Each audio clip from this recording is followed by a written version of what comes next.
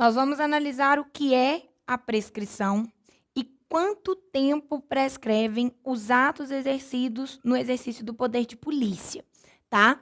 Então, olha só. Diz a norma, em geral, isso aqui é um prazo regra, nós podemos, sim, ter a lei determinando prazo de prescrição diferente, mas a regra é que prescreve em 5 anos a ação punitiva da administração pública federal, direta e indireta, no exercício do poder de polícia, objetivando apurar infração à legislação em vigor, contados da data da prática do ato, ou no caso de infração permanente ou continuada, do dia em que tiver cessado. Então, se você está aí com o seu material, você vai grifar também este final, de quando eu conto a data, né, da prescrição.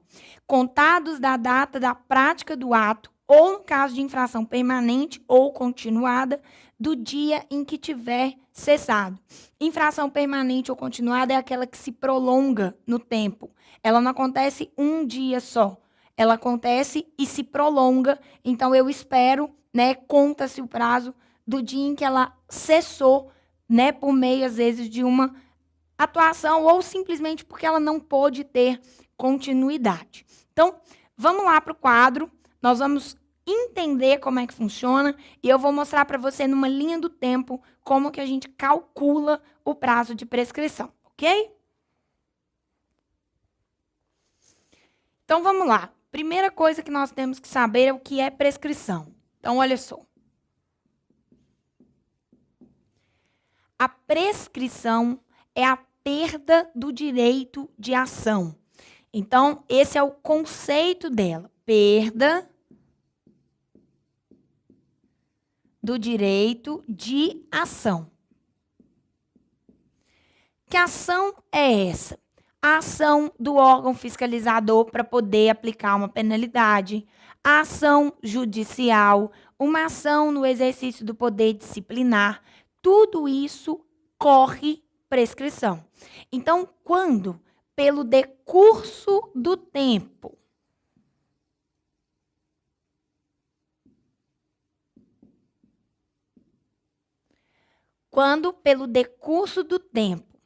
nós perdemos o direito de ação, nós dizemos que correu a prescrição. Então, é claro que isso aqui é uma garantia para se dar segurança jurídica também. Por quê?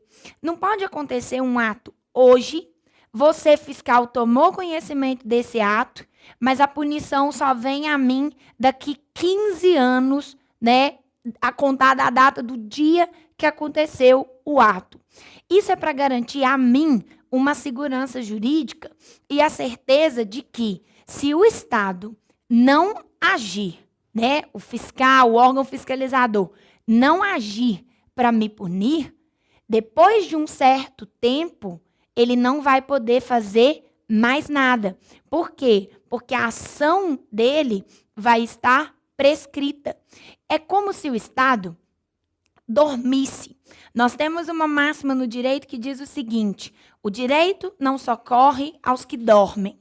Então, é como se o Estado ficasse parado, vendo o tempo passar e não agisse. O que eu entendo de uma pessoa que fica parada e não faz nada dentro de um determinado tempo? Que ela não tem interesse em fazer aquilo.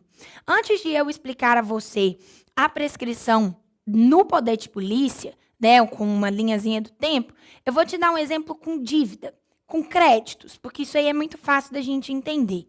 Vamos imaginar que você tenha feito uma determinada compra e que você tenha, né, ficado de pagar a prazo. Esse foi o combinado.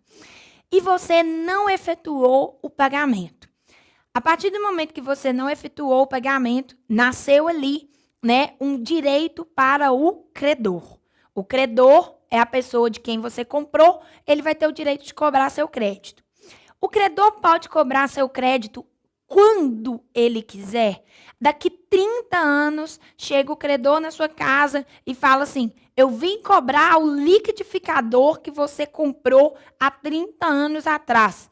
Você quase vai dizer a ele, mas peraí, nem o liquidificador existe mais, a dívida ainda existe. Então, isso não pode acontecer. Geralmente, isso é uma regra, tá bom? Nós vamos ter o prazo para ele cobrar de 5 anos. Então, ele tem 5 anos para entrar na justiça e cobrar o valor da sua dívida. Depois dos 5 anos, ele vai ter esse direito? Não, porque a dívida vai estar prescrita. Então, é como se ele demonstrasse, depois dos 5 anos, que ele não tem interesse em cobrar. Se ele, que era o legítimo credor, que era quem tinha que ter cobrado, não quis, você, que é o devedor, não tem nada, literalmente, a ver com isso. Então, foi o direito dele que ele perdeu. Isso acontece com o Estado também. Isso não acontece só com as pessoas comuns, como eu e você, numa relação privada. Isso acontece do ponto de vista da administração pública. A administração pública também tem tempo para agir, para continuar garantindo a mim e a você, enquanto cidadão, a segurança jurídica. Então, vamos imaginar que um determinado ato, uma penalidade, uma infração, na verdade, penalidade não, desculpe, uma infração administrativa tenha acontecido em julho do ano de 2015. Então, julho de 2015 foi a data em que ocorreu a infração. No nosso exemplo aqui, ela não vai ser continuada, tá? Porque é só para você entender os 5 anos. Se ela fosse continuada, Gláucia, eu teria que olhar a data de sessão dela, né? Quando findou-se a continuidade da ação da infração administrativa. Então, eu conto do mesmo jeito, não tem nenhuma diferença, não. Aqui é o dia que aconteceu. Se fosse uma ação continuada, aqui seria o dia do fim daquela ação. Tá bom? Então, vamos lá. 7 de 2015. Eu tenho 5 anos para iniciar aqui, né? Para agir, para cumprir e aplicar a penalidade. Então, nós vamos contar. Julho de 2015, julho de 2016, 2017, 2018, 2019, julho de 2020. Julho de 2020, eu tenho 5 anos de prescrição. Ok. Mas imaginemos que a administração pública deixou passar. Isso ficou lá arquivado. Ninguém, né, foi efetivamente cumprir a penalidade. Aí você, fiscal, chegou lá, trabalhando bonitinho. Você, então, em 2022, visualiza a infração que ocorreu em julho de 2015. Você pode agir no exercício do poder de polícia? Não. Por quê? Porque a sua ação ela está prescrita. O seu prazo era até julho do ano de 2020. Nem um dia a mais. Se isso aconteceu aqui, por exemplo, no dia 30 de julho de 2015, no dia 31 de julho de 2020, a ação já está prescrita. O Estado perdeu o direito de agir pelo decurso do tempo. Passou-se mais que 5 anos, então está prescrito. Se você, porventura, não conhecesse isso aqui, daí a importância, e você aplicasse uma penalidade em 2022, eu, como boa advogada, ia pegar seu auto de infração e analisar na hora. Espera aí, quando é que aconteceu o ato? 2015. Quando é que foi feito o auto de infração? 2022. Eu ia entrar na justiça com uma ação judicial pedindo ao juiz a declaração da prescrição, impedindo que você, na ação fiscalizatória, pudesse punir o meu cliente. Então, vocês estão vendo como que é importante conhecer esses conceitos? Você sempre tem que contar. A lei aqui disse, em regra, o prazo são 5 anos de prescrição. A não ser que a lei diga um prazo diferente, você vai ter que sempre fazer essa conta.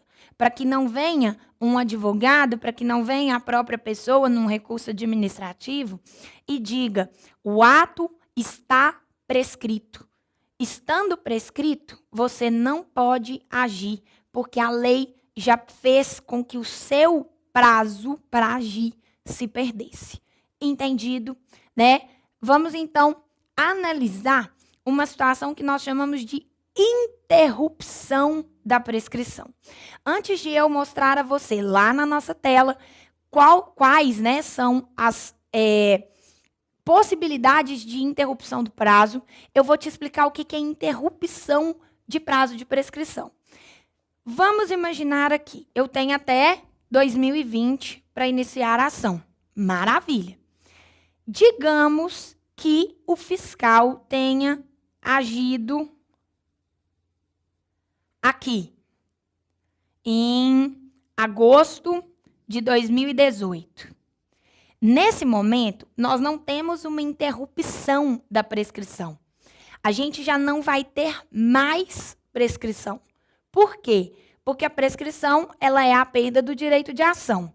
Se aqui ele agiu, eu não falo mais em prescrição, esse tempo final já não me importa. Mas pode acontecer algo que interrompa a prescrição no meio do caminho. Você não agiu, mas aquilo interrompeu a prescrição. Então, é como se a gente dissesse assim, por causa do ato que nós vamos ver, não vamos contar a prescrição. Nós vamos paralisar. Imaginemos que aqui, ó, em agosto de 2016, aconteça um ato que interrompe a prescrição. Nesse momento, nós paramos de contar. Contou 1 ano da prescrição.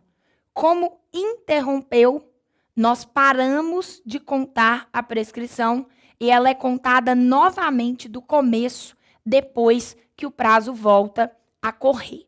Quais são as causas? Vamos lá na nossa tela que nós vamos ver, você tem isso no seu material, nós vamos ver quais são as causas de interrupção da prescrição. Então, pessoal, vamos ver agora quais são as causas de interrupção da prescrição, ou seja, aquilo que paralisa a prescrição. Notificação ou citação do indiciado ou acusado, inclusive por meio de edital. Você vai conhecer no processo administrativo o que é uma citação, o que é uma notificação.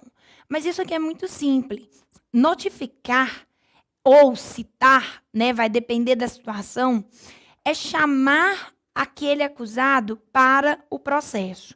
É fazer com que ele, por exemplo, na notificação, tome conhecimento do fato. Na citação, para que ele componha a lide, né, para que ele seja chamado, iniciado no processo. Quando a gente notifica, cientifica, né, cita o acusado, seja por meio de edital, você vai ver comigo que isso aqui é possível, para o prazo da prescrição. Então, a gente tem uma causa de interrupção da prescrição.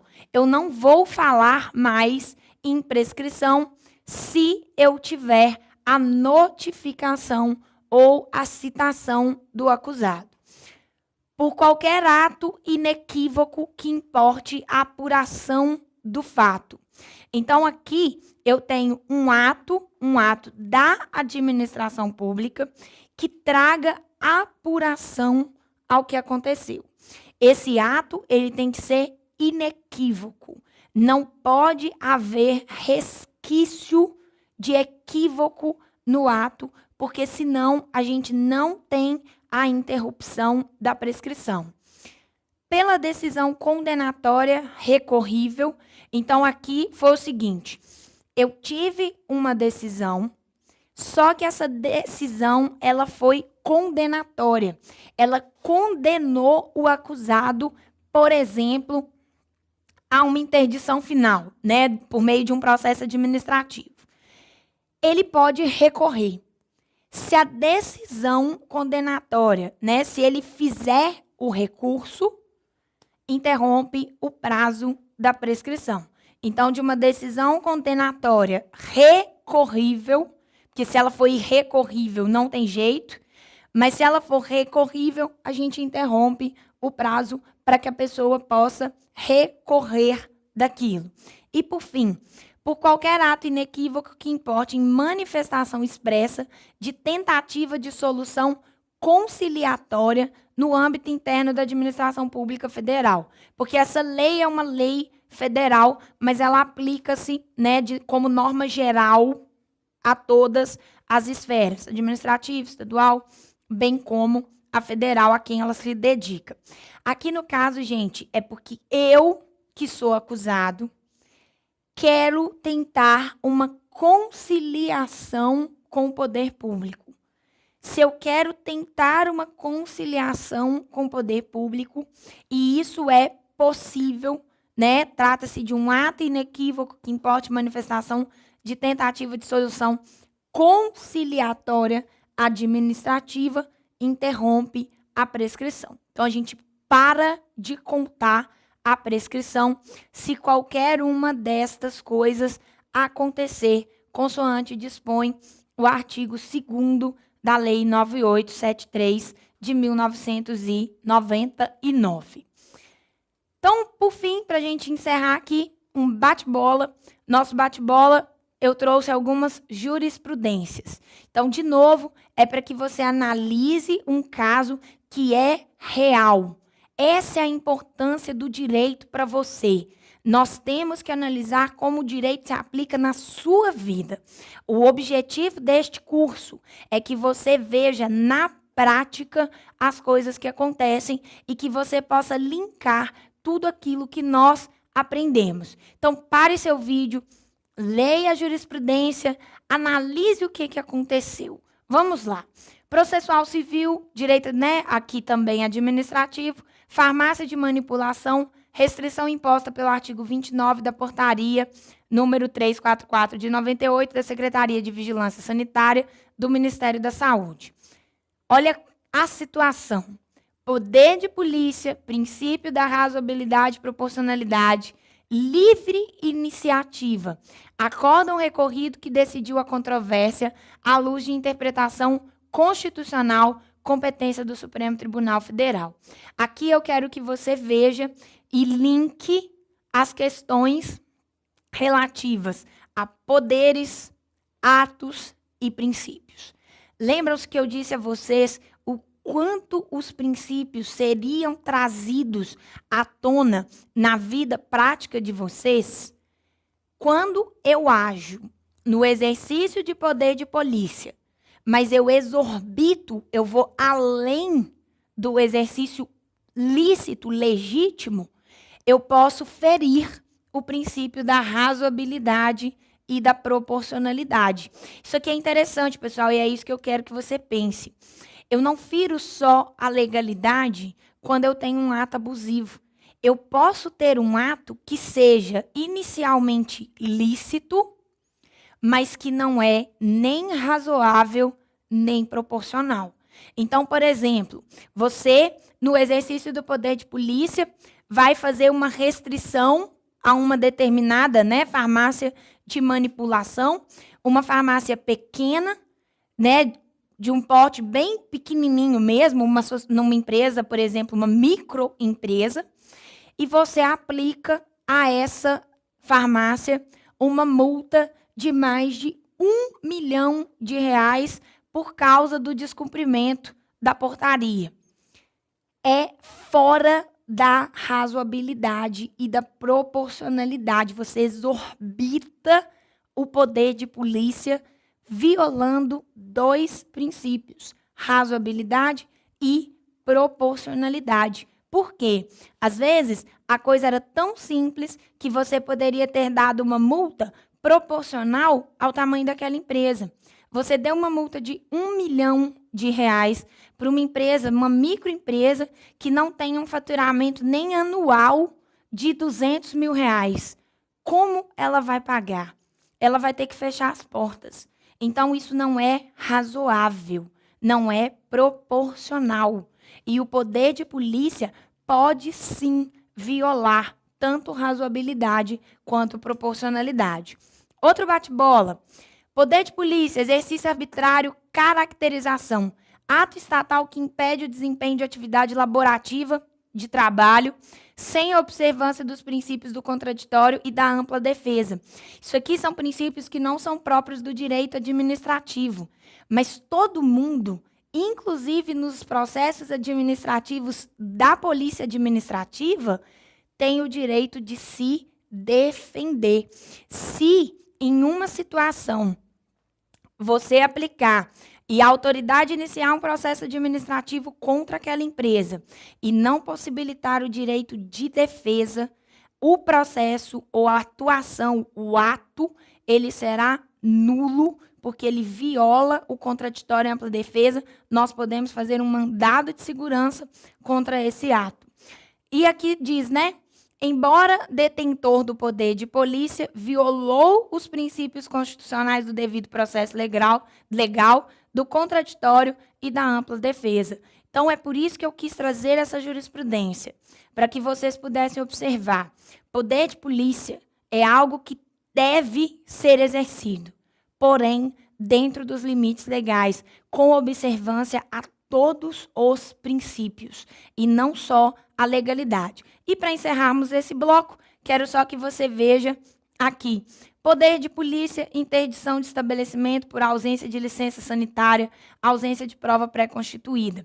Aqui, a Justiça concedeu o direito da fiscalização, porque ela disse o seguinte: não há direito líquido e certo se o estabelecimento não tem a licença sanitária que deveria ter. Então, por isso, o próprio Poder Judiciário disse: não há nenhum direito que possa retirar a aplicação da sanção no exercício do poder de polícia. Sendo assim, interdita-se e deve-se interditar. Então, muito cuidado. Aqui todos os princípios foram, cumpridos, e por isso não houve nulidade do ato. Eu já expliquei a vocês o que é a nulidade. Quando eu retiro um ato porque ele é ilegal, ou ele descumpre as determinações das normas em geral.